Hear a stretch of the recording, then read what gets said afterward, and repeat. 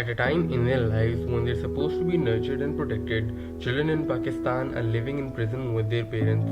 This is because the government allows mothers to keep their children with them in jail up to a certain age. This presentation is going to propose that a new policy must be made to address this issue, which prohibits children from staying in jail after they've passed the age of being breastfed. The issue is mainly the result of Pakistan prison rules, which allow children to stay with their mothers in jail from infancy to 6 years of age. However, most women are reported to keep their children for more than 6 years. There are several reasons for recommending such a policy. First, it is necessary because allowing children to stay in prisons drastically reduces their welfare. Secondly, such a policy is vital to prevent overburdening of an already crippled prison system. And third, imprisoning children for a crime they have not done unjustly takes away their right of liberty. Motherhood has always been a sensitive topic since the welfare of the mother is almost always associated with the welfare of the child. However, we must think differently in this case. The welfare of the child cannot be associated with the welfare of the mother because the mother has drastically reduced her own welfare through her own fault, and the child should not suffer for it. With the exception of few prisons, hardly any prison in Pakistan has a school for children. Given that most children start their schooling before 4 years of age and a lot of mothers keep their children well beyond the 6-year mark, the lack of schooling can cause a significant delay in the intellectual development of kids. There is a lack of hygiene and healthy living conditions as well, since corruption and inefficiency mean that prisons are largely neglected. For example, in one province, out of a total of 1,000 million rupees allotted for the rehabilitation of prisons, only 300 million was used for the actual purpose. Children may also be the victims of child abuse in prisons, especially since they live with convicts and fugitives. In Pakistan, more than the risk of abuse by the inmates is the risk of abuse by police guards who regularly torture, abuse, and rape the inmates.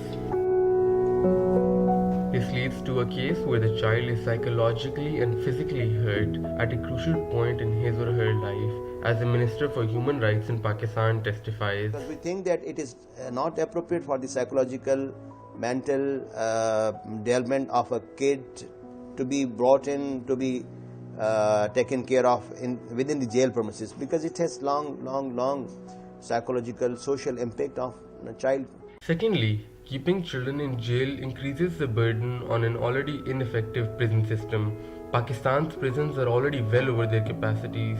Currently, the prisons hold over 80,000 prisoners, whereas they can only hold 35,000. This overcrowding is not only bad for the children, but it also reduces the state's capacity to keep the real criminals behind the bars. Lastly, it is ethically wrong and unjust to imprison a child, especially in his formative years, for a crime that he or she has not committed. These children can learn much more valuable lessons outside a prison environment than inside it, and denying them that right is unfair to them. However, it is also important to understand why a mother would want to bring her child to jail. The following female prisoners explain some common concerns. Zehar Bibi says her boys would rather be free, but there was no one else to take care of them. It's not good only because it's a prison. Children want to roam around. They want to go to parks. They want to study outside. Often, imprisoned mothers do not trust the child protection programs offered by the state. Muskan, age 7, has been here 2.5 years. Yasmin Bibi, her mother, convicted of kidnapping, says Muskan is better off with her in jail. We are not able to keep ourselves as safe in the environment outside as we are in here. Most of these claims made by the mothers sound reasonable, but then who is wrong? Is it the authority that has created a corrupt and dysfunctional prison system? The authority that constantly embezzles taxpayers' money allotted to the restructuring of prisons? The authority that refuses to design child protection schemes and instead finds an easy solution in allowing children to stay in prisons as well? The government needs to accept responsibility for their job by designing child protection programs, finding guardians for children when their imprisoned mothers cannot, eliminating corruption, which seems to be a key factor in the rundown state of Pakistan's prisons, and finally, having done all of that, implementing and strictly enforcing a law that prohibits children from staying in jail after they are not being breastfed. The distinction for the breastfeeding period is important since it has scientifically been proven to protect the child against numerous diseases during their childhood.